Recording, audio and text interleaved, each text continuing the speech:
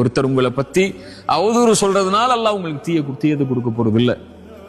நீங்க செஞ்ச பாவத்தையோ நீங்க செஞ்ச பாவத்தை பத்தி பேசுறதுனாலயோ அல்லது செய்யாத பாவத்தை பத்தி பேசுறதுனாலயோ அல்லாஹ் அவருடைய வார்த்தைகளை கொண்டெல்லாம் யாரையும் கணக்கிட போறது இல்ல.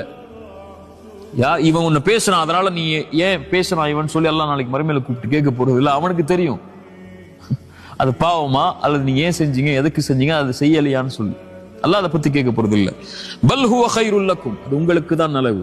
ஏன் நலவு? அவங்க யாருன்னு நீங்க தெரிஞ்சுக்கலாம். மனிதர்கள் யாருன்னு நீங்க தெரிஞ்சுக்கலாம். எல்லா மனிதர்களும் உங்க பின்னாடி நலவு செய்யக்கூடியவங்க இல்ல, நலவு நினைக்கக்கூடியவங்க இல்ல.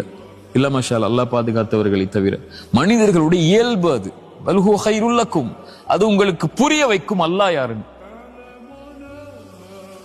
உங்க உடன் இருக்கக்கூடியவர்கள் கூட உங்களை பத்தி தப்பா பேசலாம், உங்க கூட பிறந்த தம்பி பேசலாம், மனைவி பேசலாம், உங்க குழந்தைகள் பேசலாம், உங்களோட தாய் தந்தை கூட பேசலாம்.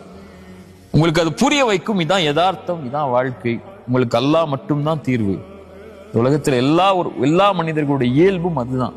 மனிதனா பிறந்தவனே குறைவுபட்டவன் தான் இதுல.